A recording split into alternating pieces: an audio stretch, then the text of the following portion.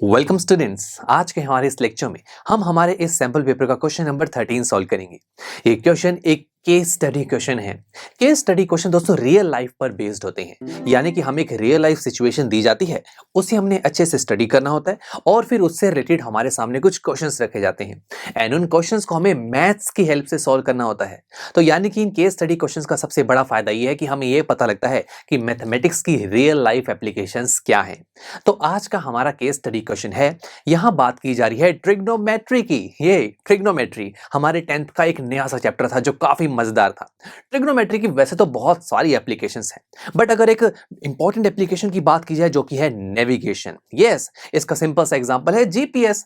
आपको अगर कहीं जाना है तो आप अर्थ पर कहीं पर भी जीपीएस की हेल्प से देख सकते हैं कि कोई एक पोजीशन है, आपको वहां तक कैसे पहुंचना है, सारा रास्ता आपको जीपीएस से पता लग जाता है। और ये सारा काम सैटेलाइट से होता है। बट सैटेलाइट करती कैसे है ये काम? उसके इंटरनल में ट्रिग्नोमेट्री की कुछ प्रोग्रामिंग की होती है ताकि वो हमें बता दे कि कोई एक रास्ता किसी से कितनी दूर है, कैसे हमें कहां टर्न लेना है। ये सब चीजें, ये सब नेविगेशन ट्रिग्नोमेट्री की हेल्प से ही की जाती हैं।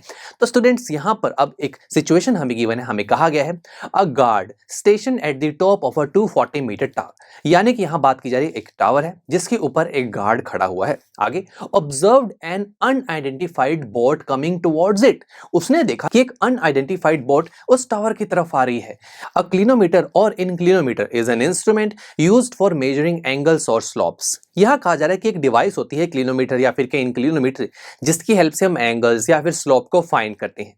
The guard used the clinometer to measure the angle of depression of the boat coming towards the lighthouse and hence find its angle to be 30 degree।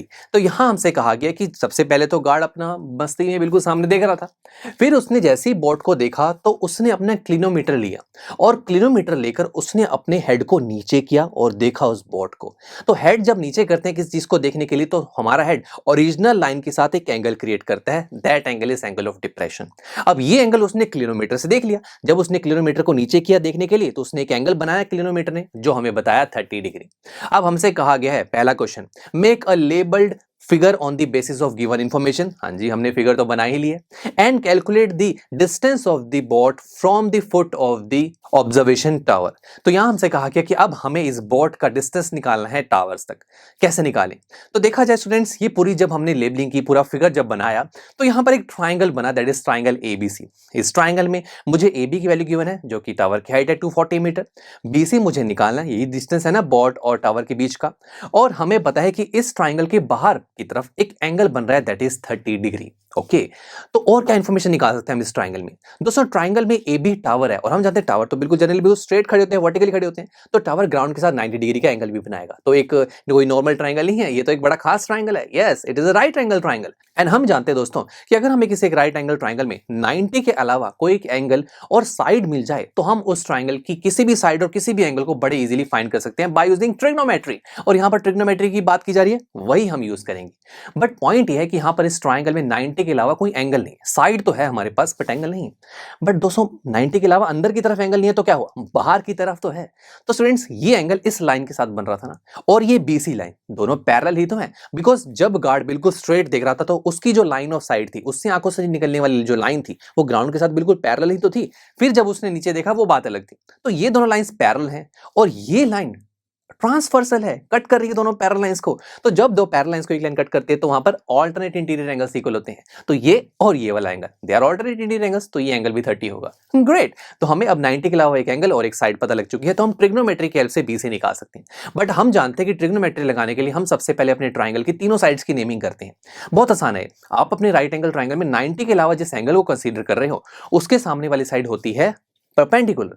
90 के सामने वाली साइड होती है hypotenuse and the remaining side is base. तो मैं कह सकता हूं कि मुझे परपेंडिकुलर पता है और मुझे बेस चाहिए। और देखिए कौन सा ट्रिग्नोमेट्रिक फंक्शन है जो परपेंडिकुलर और बेस में रिलेशन प्रोवाइड करता है? यस, वो है tan। तो हम tan का यूज करेंगे। tan, अब tan अकेला किसी काम का नहीं है, उसके साथ एंगल होना चाहिए। अब यहाँ पर 90 के अलावा किस एंगल को यूज कर रहे हैं? 30। तो tan 30 degree is equal to perpendicular divide by base. हे perpendicular is AB, base is BC। tan 30 दोस्तों क्या होता है? तो स्टूडेंट्स, हमने जब ट्रिग्नोमेट्रिक चैप्टर पढ़ा था तो वहां पर हमने डिफरेंट एंगल्स पर ट्रिग्नोमेट्रिक फंक्शंस की वैल्यूज को फाइंड करना सीखा था। अगर आप ये भी जानना चाहते हैं तो स्टूडेंट्स पीयू स्टैक ऐप को डाउनलोड कीजिए, वहां पर आपको ये पूरा चैप्टर कंप्लीट मिल जाएगा। तो अब आइए अपने बैक टू क्वेश्चन। यहाँ पर tan 30 दोस्तों इसकी वैल्यू होती है 1/√3 which is equal to 240 divide by BC। So here BC is 240√3, BC distance है और यहाँ पर डिस्टेंस मीटर्स में बात की जा रही है ना, जो हमारा लाइट हाउस की हाइट है वो भी मीटर्स में है, तो दैट्स वाई यहाँ पर BC की वैल्यू होगी 240√3 मीटर। तो दोस्तों ये डिस्टेंस हमने फाइंड कर लिया, ये डिस्टेंस बोट और उस टावर के बीच का है। अब बात करते हैं इसके सेकंड क्वेश्चन की। After 10 minutes the guard observed that boat was approaching the tower and its distance from the tower is reduced by 240 times √3 - 1 metres. यहां बात की जा रही है कि गार्ड ने देखा कि यार अब कुछ टाइम बाद वो बोट और पास आने लग गई और इतनी पास आ गई कि उसका अब डिस्टेंस पहले से कितना हो गया है, 240 times √3 - 1। Now he immediately raised the alarm। फिर ये देखकर उसने एकदम से अलार्म बजाया।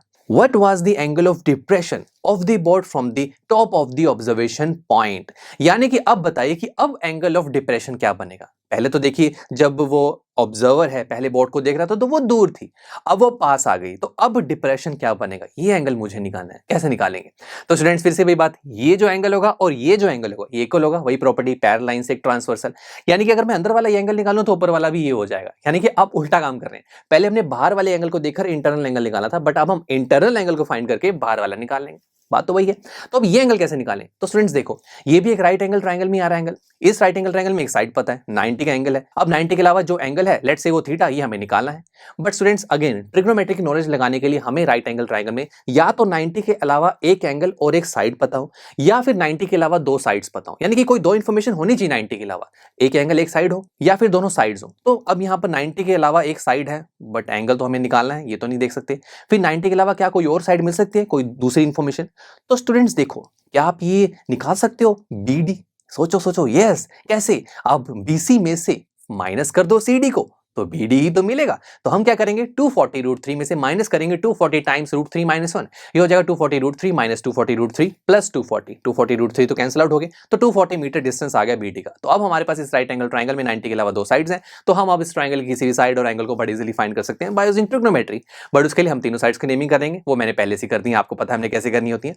तो यहाँ पर अगेन दोस्तों क्या निकालना है, क्या इन्फॉर्मेशन है हमारे पास, परपेंडिकुलर और बेस की ही इन्फॉर्मेशन है, तो हम tan ही यूज करेंगे। सो tan थीटा, यस हम निकालना चाहते हैं जो एंगल वो हमने कंसीडर किया, is equal to perpendicular divide by base. Perpendicular is 240 and base is 240, 240 by 240 cancel out 1, tan theta की वैल्यू 1 आ रही है, तो थीटा कैसे निकालेंगे, तो tan की वैल्यू 1 कब होती है, जब थीटा की वैल्यू 45 होती है। तो यहां पर हमारा थीटा 45 है, तो अगर ये 45 है तो ये एंगल ऑफ डिप्रेशन भी तो 45 होगा। ग्रेट, और यही हमें बताना था कि अब जो एंगल ऑफ डिप्रेशन बनेगा वो 45 बनेगा, और ये पहले से बड़ा है और बड़ा ही तो होगा। आप खुद सोचो, लेट्स से आप किसी दूर की कार को देख रहे हैं तो आपको अपने हेड को ज्यादा नीचे करने की जरूरत नहीं होती, बट जैसे जैसे वो कार पास आती है और बिल्कुल पास आ जाती है तो आपको अपने हेड को ज्यादा नीचे करना पड़ता है, ज्यादा एंगल बनेगा ना, ज्यादा एंगल डिप्रेस होगा।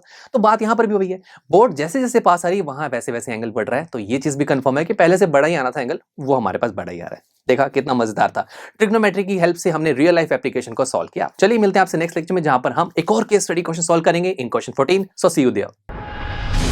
आई एम श्योर स्टूडेंट्स आपको ये लेक्चर काफी पसंद आया होगा, और ऐसे ही मजेदार तरीके से अपने हर एक कॉन्सेप्ट क्लियर करने के लिए डाउनलोड कीजिए पीयू स्टैक ऐप को, जहां पर आपके पास और भी बहुत सारे ऑप्शंस होंगे, जैसे कि back exercise solutions, tip videos, sample papers and much more. So what are you waiting for, download the app now.